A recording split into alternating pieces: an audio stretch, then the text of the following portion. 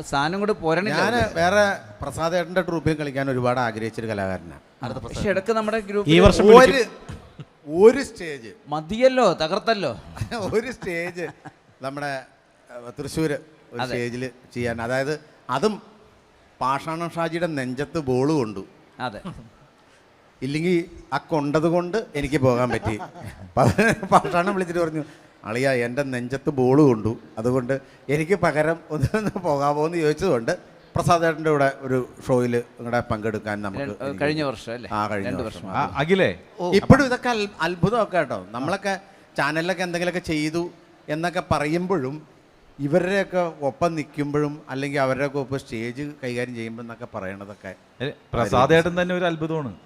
തീർച്ചയായിട്ടും. കാരണം ഞാൻ ട്രിവാൻഡ്രത്തുള്ള മിമിക്രി അല്ലെങ്കിൽ ആർട്ടിസ്റ്റുകൾക്ക് അപ്രാപ്യമാണ് ഗിന്നസും കലാഭവനൊക്കെ.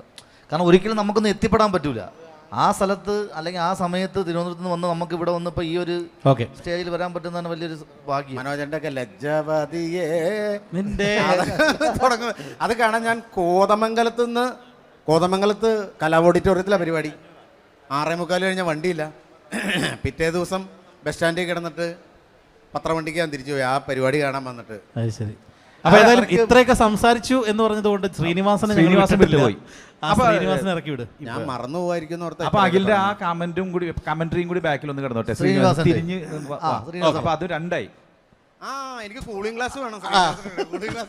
കൂളിംഗ് ഗ്ലാസ് ഉള്ള ഒന്നും വേണ്ട. ഒരുപാട് കൂളിംഗ് ഗ്ലാസുകൾ കൈക്കൊണ്ട് നടക്കുന്ന രാജാ സാഹിബ് കൂടെ ഉണ്ട്. ഒരു കൂളിംഗ് ഗ്ലാസ് തരും. വേണ്ട.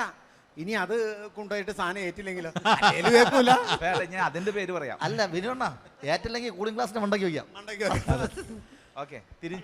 അടുത്തതായി അടിമാലിയിൽ നിന്ന് വന്ന ബിനു അവതരിപ്പിക്കുന്ന ശ്രീനിവാസൻ.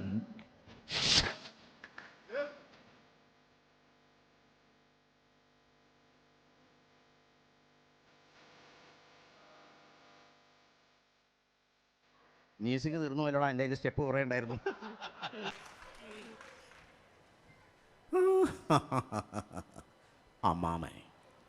അമ്മാമയെ കിടിലം കൊള്ളുക്കുന്ന ഒരു പരമരഹസ്യം പോക്കറ്റിലിട്ട് അമ്മാണമാടിക്കൊണ്ടാണ് ഞാനിന്ന് ഇവിടെ നിൽക്കുന്നത്. എന്തൊക്കെ മോഹന വാഗ്ദാനങ്ങളായിരുന്നു. പഴം പുഴുങ്ങി വെച്ചിരിക്കുക, കോഴിയെ ഓടിച്ചിട്ട് മുട്ടയിടിക്കുക, ആ കോഴിയുടെ പരിപ്പളയിൽ കാണും രാധ ഓർഡർ നിൽക്കൂ, രാധ കൈയടിക്കാൻ പറയണമായിരിക്കും. കൈയടിക്കാൻ പറയണ്ട, ഗംഭീരമായിട്ട്. ആരാ സൗണ്ട് ചെയ്തേ? അടുത്ത പരിപാടിക്ക് ഞാൻ പുള്ളിനെ കൊണ്ടുപോകും. ഈ മൈക്ക് മോട്ടിച്ചോണ്ട് പോരുത്.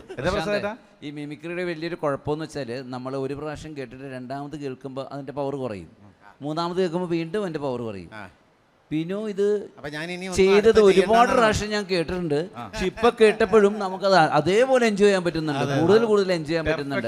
അതാണ് അതിന്റെ ഒരു. അതാ ഞാൻ ആദ്യമേ പറഞ്ഞത്, പഴകും തോറും വീര്യം കൂടുന്നുണ്ട്. എല്ലാത്തിലും ഇല്ല, ഇതിന്. അപ്പൊ മിന്നുതാരം ഇനി അടുത്ത തവണ നമ്മൾ വേറെ കണ്ടസ്റ്റൻസിനെ വെച്ചിട്ട് ചെയ്യുമ്പോഴും ഇതേ സ്റ്റാർ ഇതേ ഡയലോഗ് തന്നെ വന്നു. വെറൈറ്റി ഉണ്ട്. ആ പേരും പറഞ്ഞ പുള്ളി പഴയതുപോലെ അടിക്കാൻ ബിനോണ്ണ സത്യമാഷുണ്ട് വെറൈറ്റി. അതൊക്കെ എന്തായാലും ഇത്രയും നമ്മൾ കണ്ടില്ലേ.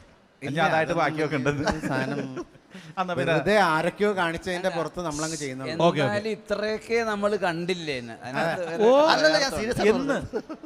അപ്പൊ സത്യമാഷനും കൂടി. എന്നാ ശരി, ഓക്കെ. അപ്പൊ റെഡി, നമുക്ക് ഈ ഒരു സെഷൻ വൈൻഡപ്പ് ചെയ്യാം. ബിനോടിമാലി പോകരുത്, അവിടെ തന്നെ കാണണം. അവിടെ തന്നെ ഇരിക്കും. ഓക്കെ. ഒരിക്കൽ കൂടി പുതിയതായി വരുന്ന കലാകാരന്മാർക്ക് അവരുടെ കഴിവ് തെളിയിക്കാനുള്ള ഒരു അവസരം ഉണ്ടാക്കിയ റൈറ്റിലിൻ്റെ മിന്നും താരം എന്ന ഈ പ്രോഗ്രാമിന് ഞാനങ്ങും കൂടെ പോലും കൂടി ഒരു പ്രയത്നിച്ചിട്ടില്ല. ഇതിൻ്റെ ബാക്കിൽ ഇതിൻ്റെ കൂടെ നിന്ന് പ്രവർത്തിച്ച എല്ലാവർക്കും ഹൃദയത്തിൻ്റെ ഭാഷയിൽ ഒരു ഭയങ്കര നല്ലൊരു കയ്യടി തരുന്നു. അതോടൊപ്പം തന്നെ വരുന്ന കലാകാരന്മാർക്ക്. അല്ല, നിങ്ങൾ റൈറ്റിലിൻ്റെ അംഗമല്ലേ? ആണ്. അല്ലെന്ന് ഇതിന്റെ ബാക്കിൽ നിന്ന് പ്രയത്നിച്ച് അത് തീർച്ചയായിട്ടും അതും ഉണ്ടല്ലോ. ഞാൻ ഇവിടെ ഇല്ലായിരുന്നു, ചെറിയ വേറെ പരിപാടിയായിട്ട് പോയേക്കായിരുന്നു. അപ്പോ അമേരിക്കയിൽ നിന്ന് വന്ന വഴിയാണത് ശരിക്കും അല്ലേ? യു എസിലായിരുന്നു. ഇങ്ങനെ അത് ഞാനിങ്ങനെ പറയാതെ വയ്ക്കുക, അത് പറഞ്ഞ അതേ പിടിച്ച് കയറും. അപ്പം അതുകൊണ്ട് വരുന്ന എല്ലാ കലാകാരന്മാർക്കും ഐശ്വര്യത്തിൻ്റെയും സമ്പൽ സമൃദ്ധിയുടെയും ദൈവാദിനത്തിൻ്റെയും അടുത്ത ഈ ഭൂമിയിൽ ഒരു കലാകാരനായി ജനിക്കാൻ കഴിയട്ടെ എന്ന് മാത്രം പറഞ്ഞുകൊണ്ട് നിർത്തുന്നു. നന്ദി.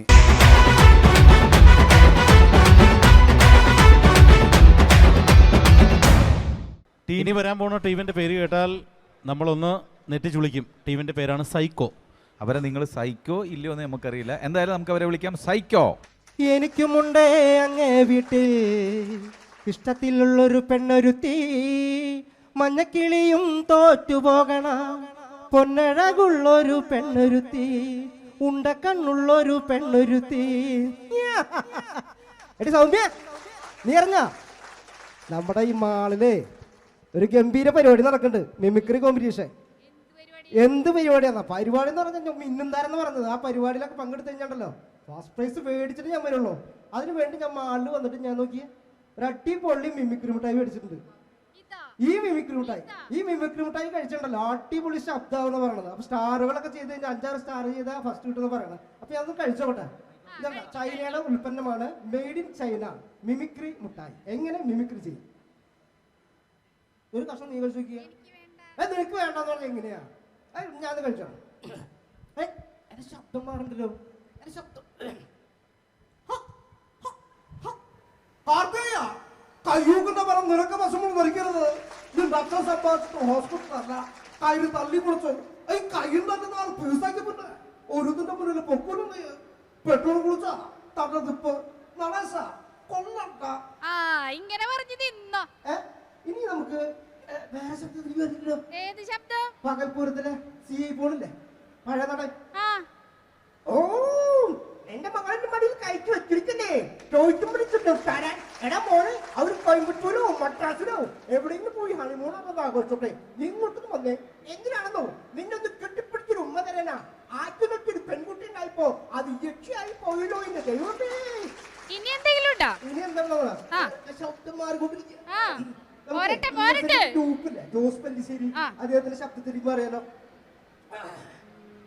എന്റെ പൊന്നുമോനെ, വെറുതെ കോടതിക്കാരും പറഞ്ഞ് കോർട്ടേഷൻ ആക്കരുത്. ഈ KM മാത്രം വ്യക്തിക്ക് നമ്പർ ഉണ്ട്. നിനക്ക് കോർപ്പറേറ്റിൽ കൂർക്കിട്ട് വെക്കറിയോ? അറിയില്ല, ഞാൻ പറഞ്ഞുതരാം. അടപ്പത്തിരിക്കുന്ന വെള്ളം അതിപ്പോ വറ്റി കാണും.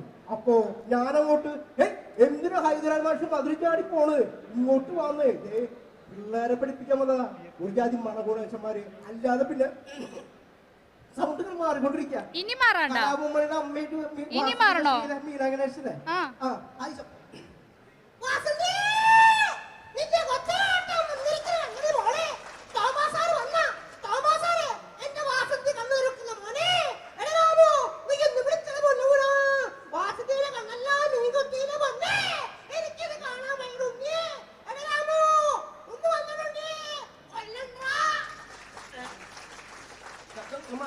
ഇനി മാറാണ്ടോ?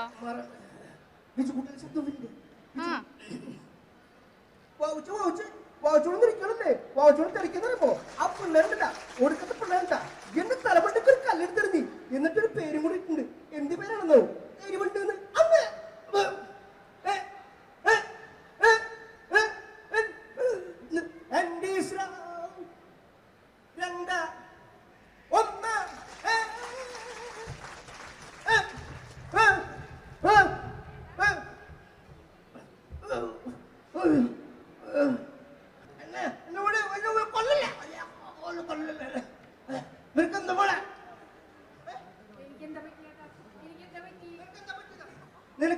നിനക്ക് മെന്റൽ ഭ്രാന്ത്